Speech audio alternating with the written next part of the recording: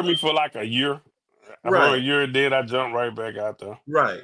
But what ultimately happened to you to make you turn away from the streets for good? I mean, when I went to the feds, you know what I'm saying? I had just had a daughter, and I get back, and um, I had a truck. I've been having a truck, a diesel, since like 2011. I never really took it serious. You know what I'm saying? I really Mhm. just bought it, and I was like, okay, when I get my first 50,000, I'm gonna go buy a truck or do this, do that. And I went and bought a truck, and I run it for a while. I let somebody run it, then I don't run it, then I let somebody run it. But you know, because I was in and out the streets. So Of when I course. came home from the feds in 2020. I started taking the trucking game serious. My brother already had been on me about doing it, but I took it serious. I already had my CDL. I got my CDLs when I got in trouble actually, and I worked for a few companies myself. So when I came home, the first year off of one truck, I made over 300,000. And me making 300,000 in 1 year off of a truck, I'm like, what the hell have I been doing? Like, like this is real. You know what I'm saying? I'm Mhm. like, man, it is legal. I ain't got to look over my shoulder. Let me straighten up and get it together. Now I got two trucks and I'm working on my third. We're finna buy another one.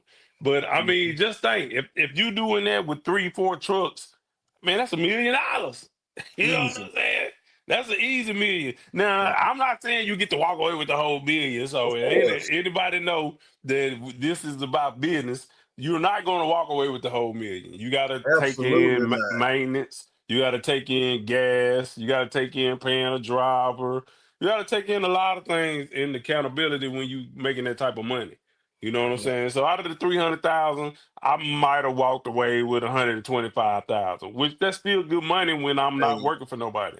oh And man, I that's a wasn't fact. driving at the time. You know what I'm saying? I wasn't Right, driving the truck. You know what I'm saying? I right. just came home and sat on the bench. I was sitting down, but I took the trucking serious and I put a driver in it. So when my driver actually got his money up, he bought him a truck. I started driving, Hmm. and then I got to keep all the money. And then I'm like, okay, now I got a better contract where none of my drivers have to leave outside of 100-mile radius and they go home every night. So, Yeah, and that's what a lot of drivers want. A lot of drivers don't want to be over the road. A lot of people want to be at home. So now I got the best contract. So if y'all see this and y'all got y'all CDLs, you got at least 2 years worth of experience, and you don't have nothing on your record or your driving on your MBR, man, holla at me. I can get you in, especially if you're in the Little Rock area. yeah, yeah, no doubt, man. That's what's up. Well, look, I know you're in the trucking. Obviously, everybody know you from the entertainment business. But what do you enjoy doing the most? Do you enjoy driving trucks and learning the trucking business, or are you still like entertainment? Hip hop is I my mean, baby. entertainment is always gonna be my first love. You know that Right. that's off top. That's my first love. Uh, I love entertainment. I don't make the same amount of money as I make in trucking as in entertainment though. You know, I might hit a lick here and there on the show. Like I might throw an event and might walk away with about 30, 40,000, but I'm liable to throw another event in the middle of the year that I lose 10, 15,000. You know what I'm saying? Right. So it's like Mhm. it's just a gamble. And then not only on the concert side, because I throw a lot of the concerts, but I mean even with my artists, like we might spend let's just say we might spend a quick 20,000 on promotions and this and that and the third, but in the Mhm. next couple of months, we might make the 20,000 or 30,000 back. But you gotta understand, I spent that money and I still got to give him a bigger chunk of the show money because that's where most of the Mhm. money come from. Because Right. the show money, a lot of the show money go to the artist. You know what I'm Mhm. saying? And the streams and the publishing and all that goes to the company, a lot of it. Mhm. So in this day and age, streams ain't like it was when we was out here selling CDs for $10 a pop or fifteen Right. dollars a pop. The streams, that's a rip off. You know what I'm saying? That's Mhm. like, nigga, give me your music, let me sell it, and you just take these pennies. And that's really what it is. You know what I'm saying? Cause Oh, honestly, like, bro, they paying us um a percentage of a penny. Like, I can't even go spend what you give me off of a spin. You know what I'm right. saying? Like, you're not even giving me a whole penny. You giving me Mhm. something of a penny. Like, good lord. Right. Oh yeah, for sure. It's definitely turned to where you're only making money off the shows. But let me ask you this question: how has it been transitioning from being an artist probably the last 20, almost probably 20 years to now being a full-time manager? I know you still record songs here and there just because you love it, but I know I can see the transition where you really going strong with the management side. So has that been a big change for you?